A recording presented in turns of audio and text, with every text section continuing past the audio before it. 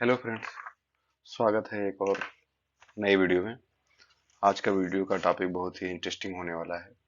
बहुत ही important play आज deal करने वाले हैं, जिसका नाम है जूलियस सीजर। इससे दो प्ले और इंटरलिंक है, एंटोनिया एंड क्लियोपेट्रा एंड वारलब। आप वो उन दोनों प्ले को पढ़कर ये पाएंगे कि इस प्ले की, जूलियस सीजर की जहां पर प्ले का एंड हो रहा है, वहीं से एंटोनी एंड क्लियोपेट्रा एंड वारलब स्टार्ट हो रहा है। तो आइए इसके बारे में डिटेल अध्ययन करते हैं। इसके सोर्स, सेटिंग एंड फैक्ट्स के बारे में जानते हैं और प्रीवियस में पूछे गए इंपॉर्टेंट क्वेश्चन को वन लाइनर में रखते हुए आगे बढ़ते हैं। तो आइए शुरू करते हैं। Julius Caesar 1599। इस प्ले का पूरा टाइटल है the tragedy of Julius Caesar. It was written in 1599 and performed in the same year. 1599 में लिखा जाता है और परफॉर्म भी सेम ईयर होता है।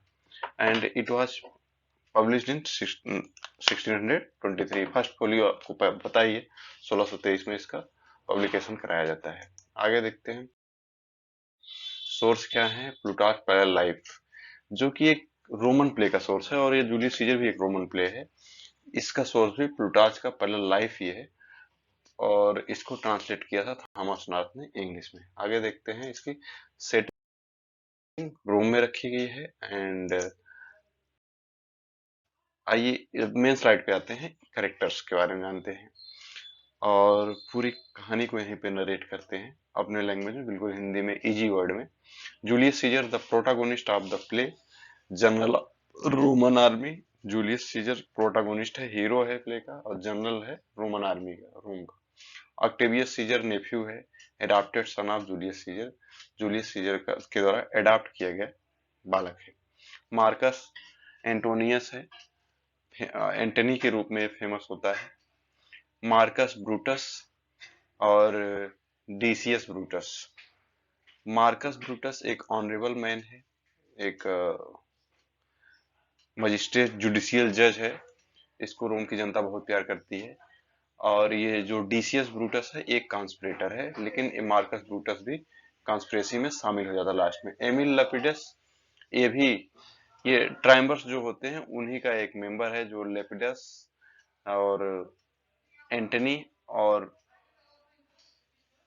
ऑक्टेवियस, जो ये ट्रायम्बर्स हैं उन्हीं का एक मेंबर है। लास्ट में ये लोग ट्रायम्बर्स बनाते हैं, और यही प्ले जब एंटोनियन क्लियोपेट्रा में पेट्रा की तरफ ये लोग, इनको वहां पे दिखाया जाता है। कैसियस जो मेन कॉन्स्पिरेटर है, कास्का, लिजारियस, ये सब कॉन्स्पिरेसी में शामिल होते हैं। मार्कस प्लेबियस एंड मेरुलस ट्रिब्यून्स हैं। Strato, Claudius, Lucius it is servant of Brutus हैं।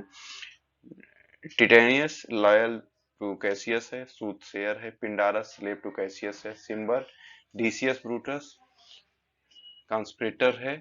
सिन्ना एक पोएट है, जो सिन्ना एक पोएट है, इसको लास्ट में भीड़ मार डालती है, जबकि सिन्ना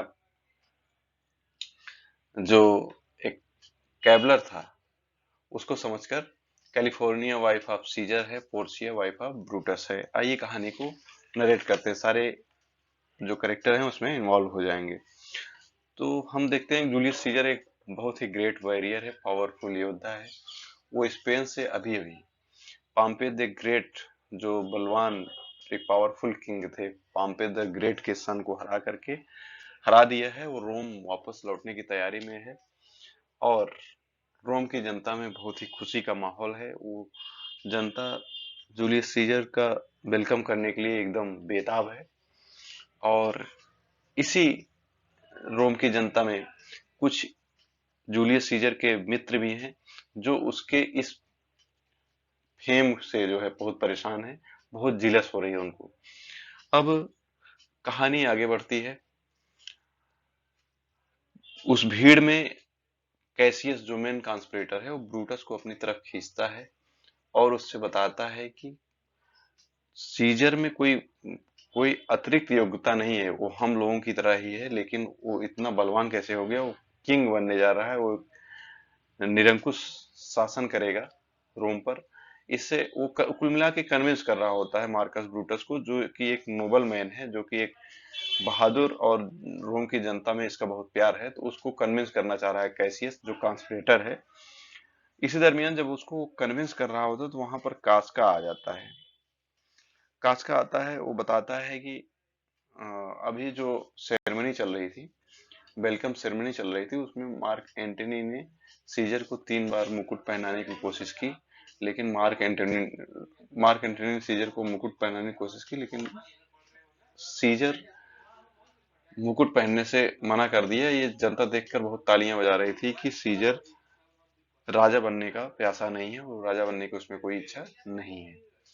और फिर कहानी आगे बढ़ती है तो कैसियस एक षड्यंत्र रचता है, एक लेटर तैयार करता है रोमन सिटीजन के नाम से, और वो ब्रूटस, जो मार्कस ब्रूटस है, उनके घर पे डाल देता है। तो वो रात बहुत ही स्टार्मी थी, आंधी तूफान वाली रात थी। तो उस दरमियान ब्रूटस अपने घर पे होता है, मार्कस ब्रूटस उस लेटर को पढ़ता है। उस लेटर में लिखा होता है कि ये लेटर रोमन सिटीजन की तरफ से लिखा गया है। उसमें लिखा गया है कि रोम की जनता बहुत ही सीजर को बहुत ही प्यार दे रही है, और सीजर एक राजा बनने वाला है, जो रोम में एक डेमोक्रेसी है उसको खत्म करने वाला है, वो निरंकुश शासक बनेगा। तो वो लेटर एक्चुअली रोमन सिटीजन नहीं, कैसियस लिखकर उसके घर पे, ब्रूटस के घर पे डाला होता है। तो ब्रूटस उस लेटर को पढ़कर थोड़ा सा कन्विंस होता है। थोड़ी देर बाद कैसियस अपने सारे कॉन्स्पिरेटर के साथ ब्रूटस के घर पे पहुंच जाते हैं, और वहीं पर एक षड्यंत्र रचा जाता है। ब्रूटस भी कन्विंस हो गया है। कास्का, कैसियस, वहां पे जो और कॉन्स्पिरेटर है वहां पर पहुंचे होते हैं। वो लोग आपस में मीटिंग करते हैं कि अगले दिन सीजर को सीनेट में इनवाइट किया जाए और वहीं पर मारने का निर्णय लेते हैं। कुछ वहां पे और जो ब्रूटस, मार्कस ब्रूटस के अलावा और जो कॉन्स्पिरेटर हैं, वो कहते हैं कि मार्क एंटनी को भी मार दिया जाए, लेकिन ब्रूटस कहता है कि एंटनी को नहीं मारेंगे, नहीं तो जनता में विद्रोह हो जाएगा। अब कहानी आगे बढ़ती है। अगले दिन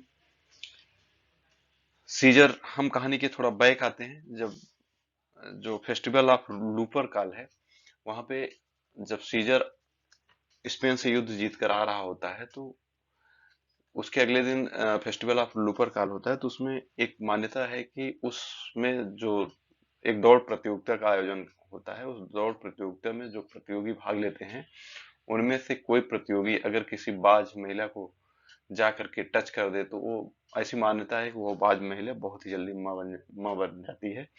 तो उसमें सीजर कहता है कि मेरे मित्र एंटनी, तुम जो है उस दौड़ प्रतियोगिता में दौड़ते हुए हमारी वाइफ कैलिफोर्निया को छू देना, जिससे मैं पिता बन जाऊं। अभी तक वो, उसकी कोई संतान नहीं है। तो एंटनी ऐसा करता है। और कहानी के हम आगे आते हैं। इधर कॉन्स्पिरेटर कॉन्स्पिरेसी के लिए तैयार हैं। 15 मार्च है। एक सूटसेयर पहले ही वार्न कर चुका है सीजर को कि 15 मार्च को आप बाहर नहीं जाएंगे, कुछ गलत हो सकता है, आप शगुन हो सकता है। उनकी बात को सीजर बिल्कुल सिरे से मना कर देता है। तो अगले दिन, जिस दिन कॉन्स्पिरेसी होने वाली है, कॉन्स्पिरेटर उस दिन उसकी हत्या करने वाले हैं, तो उसकी वाइफ बहुत बुरा सपना देखती है। तो वो भी सीजर को रोकती है। तो सीजर अपनी वाइफ से कन्विंस नहीं होता शुरुआत में, कहता है कि सीजर का कोई कुछ नहीं बिगाड़ सकता, लेकिन उसकी वाइफ कैलिफोर्निया उसको कसम दे देती है और वो मान जाता है। इसी दरमियान जब वो मान जाता है तो डीसीएस, जो डीसीएस ब्रूटस है, वो उसके घर पे आता है। उसको जब वो सीनेट नहीं पहुंचता है तो वो वापस आता है कि सीजर आज सीनेट क्यों नहीं आ रहा है। तो सीजर के घर पे पहुंचता है तो सीजर कहता है कि आज मैं सीनेट नहीं जाऊंगा, हमारी पत्नी के द्वारा हमें रोका गया है। तो डीसीएस ब्रूटस उसको बहुत उकसाता है कि तुम एक बलवान योद्धा हो, तुम्हें अपनी अपने पत्नी के कहे के अनुसार काम नहीं करना चाहिए। एक बलवान योद्धा अपनी पत्नी के कहे में नहीं रहते हैं। तो सीजर मान जाता है, कन्विंस हो जाता है, वो उतावला हो जाता है सीनेट जाने के लिए। और उसी दरमियान जब वो सीनेट जा रहा होता है तो वहां पर आर्टिमिडोरस मिलता है। आर्टिमिडोरस के पास एक लेटर होता है। लेटर में कॉन्स्पिरेसी और कॉन्स्पिरेटर दोनों का नाम होता है। वो लेटर सीजर को पढ़ने के लिए देता है। सीजर उस लेटर को पढ़ने से मना कर देता है। सीजर निकल लेता है और जब सीनेट पहुंचता है, सीनेट में सारे कॉन्स्पिरेटर उसके चारों तरफ उसको घेर लेते हैं। कास्का पहला आक्रमण करता है। लास्ट में सीजर शुरुआत में थोड़ा सा बचने की कोशिश करता है और लास्ट में देखता है कॉन्स्पिरेटर में ब्रूटस भी कॉन्स्पिरेसी में शामिल है।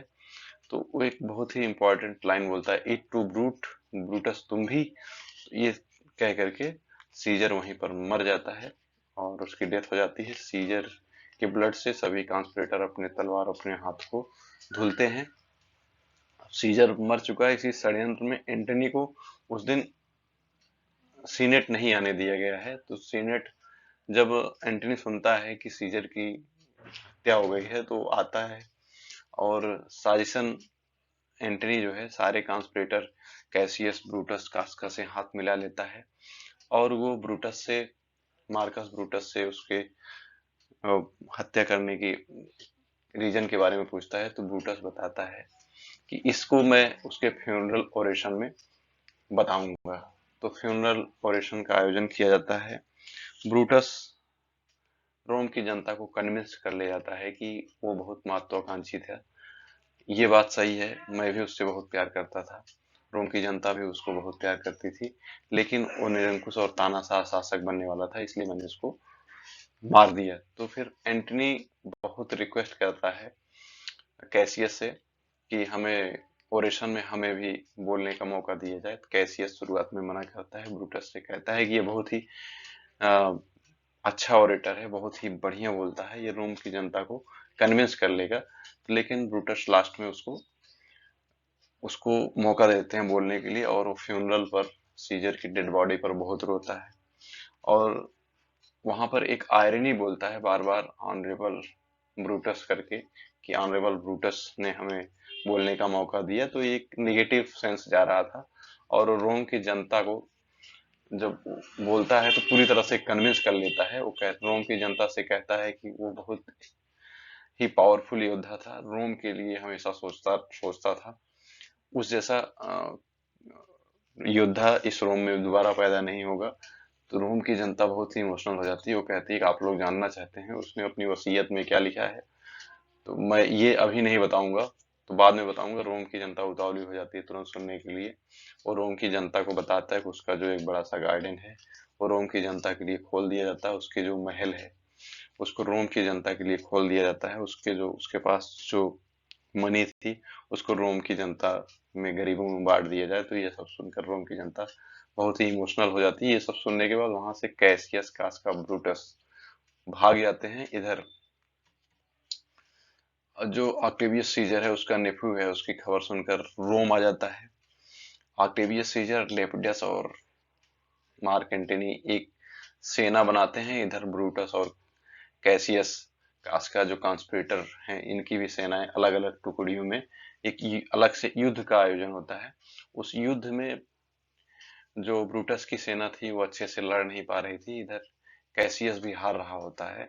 तो लास्ट में कैसियस अपने आप को खुद, कैसियस और ब्रूटस सुसाइड कर लेते हैं सेना को देखते हो कि ये हार रही हैं। उधर तीन ट्राइम्बर्स बचते हैं, Octavius Caesar, Emil Lepidus and Mark Antony. ये लास्ट में रोम में शासन कर रहे होते हैं। तो ये प्ले यहीं पर खत्म हो जाता है। इस यहीं से जहां से प्ले का द एंड होता है वहीं से उस अगले एंटनी एंड क्लियोपेट्रा की शुरुआत होती है। आई होप स्टोरी अच्छे से समझ में आई होगी आप लोगों को। आइए इंपॉर्टेंट फैक्ट्स जो बहुत ही इंपॉर्टेंट होते हैं उनके बारे में देखा जाए। फीचर्स क्या है, इंपॉर्टेंट फैक्ट्स क्या है? इट इज रोमन प्ले, पहले ही बता चुका हूँ, ये रोमन प्ले है। It is known as political tragedy, ये एक पॉलिटिकल ट्रेजिडी है। Julius Caesar was a historical figure who died on 15 March in 44 BC. Julius Caesar एक हिस्टोरिकल फिगर है जो 15 मार्च को 1444 बीसी को मर जाता है। ये प्ले में दिखाया गया है। In this play he died in the third scene first of the play, but he remains throughout the play as a ghost. He can be called protagonist of the play, वो hero है इस play का। His tragic flaw can be called his arrogance, उसकी जो tragic प्ला के बारे में बात की जाए तो वो एरोगेंस है इस प्ले में। Marcus Brutus was a noble character, एक नोबल कैरेक्टर है। He joins conspirator for the sake of Rome, वह रोम के लिए कॉन्स्पिरेटर के ग्रुप में शामिल होता है। His tragic flaw was excessive nobleness, उसकी जो ट्रेजिक प्ला थी वो एक्सेसिव नोबलनेस थी। It was Casca who first attack Caesar, Brutus was last. Casca Senate में पहले सबसे पहले आक्रमण करता है और ब्रूटस लास्ट में। आगे देखते हैं फीचर्स को। There is a very pathetic line spoken by Caesar to Brutus. Brutus बहुत ही एक पैथेटिक लाइन बोलता है सीजर ब्रूटस को, इट टू ब्रूट, ब्रूटस तुम भी, then fall Caesar, act third scene first. जब वो शुरुआत में कास्का जब आक्रमण करता है और सारे कॉन्स्पिरेटर जब उस पर हमला करते हैं, तो शुरुआत में वो अपने आप को बचा रहा होता है, लेकिन लास्ट में जब देखता है कि ब्रूटस भी इस षड्यंत्र में शामिल है तो उसका कॉन्फिडेंस बिल्कुल खत्म हो जाता है कि मेरा एक बहुत ही नोबल, बहुत ही अच्छा फ्रेंड जब कॉन्स्पिरेटर में शामिल है तो मैं कुछ नहीं कर सकता, और वो fall and died. At the funeral of procession, Brutus speaks to convince the people of Rome, as Caesar loved me, I be for him। Funeral का जो ओरेशन हो रहा होता है, जो सभा शोक सभा आयोजित की रही होती है, ब्रूटस उसमें बोलता है, कन्विंस करता है रोम की जनता को, एज सीजर लव्ड मी, जैसा कि सीजर मुझे प्यार करता था, आई बी फॉर हिम, मैं भी उससे प्यार करता था। As he was fortunate I rejoice it, as he was valiant I honour him, but as he was ambitious I slew him. मतलब वो कहता है कि सीजर मुझे प्यार करता था, मैं भी उससे प्यार करता था, वो एक बहादुर योद्धा था, मैं उसका सम्मान करता था, लेकिन वो एक एम्बिशियस था, इसलिए मैंने उसको कत्ल कर दिया, उसका मर्डर कर दिया। आगे देखते हैं। Antony in his speech proved that Caesar was not ambitious. उसके ब्रूटस के कंट्राडिक्शन में एंटनी बोलता है कि Caesar was not ambitious, so Caesar ambitious नहीं था। स्पीक आयरनिकल, वह आयरनी बोलता है, दैट गिव्स अपोजिट मीन, जो अपोजिट मीनिंग देती है, in which he used the word honourable again and again. जब ब्रूटस उसको मौका देते हैं बोलने के लिए तो बार बार कहता है कि ऑनरेबल ब्रूटस ने मुझे बोलने का मौका दिया, ऑनरेबल ब्रूटस ने मुझे बोलने का मौका दिया। And his compassion in the sense of dishonourable, मतलब इसके कहने का सेंस डिसऑनरेबल, वहां ऑनरेबल का मतलब आयरनी थी वहां पे। Conspirator and triumvirs fought at the battle of Philippi, Philippi में लड़ते हैं जो कॉन्स्पिरेटर और ये ट्राइम्बर्स हैं, Octavius Caesar, Lepidus and Antony, in which Cassius Brutus were defeated, जहां पर कैसियस ब्रूटस हरा दिए जाते हैं, एंड कमिटेड सुसाइड, और अपने खुद को मार लेते हैं। Brutus before his death says, Brutus अपने मौत के पहले कहता है, after seeing the ghost of Caesar, Caesar के घोस्ट को देखता है अपनी मौत के पहले, O Julius Caesar thou art mighty yet, तुम अब भी शक्तिशाली हो। आगे देखते हैं। The famous line, O world O life O time, on whose last step I climb, occur in the play spoken by Brutus, Brutus के द्वारा बोला जाता है।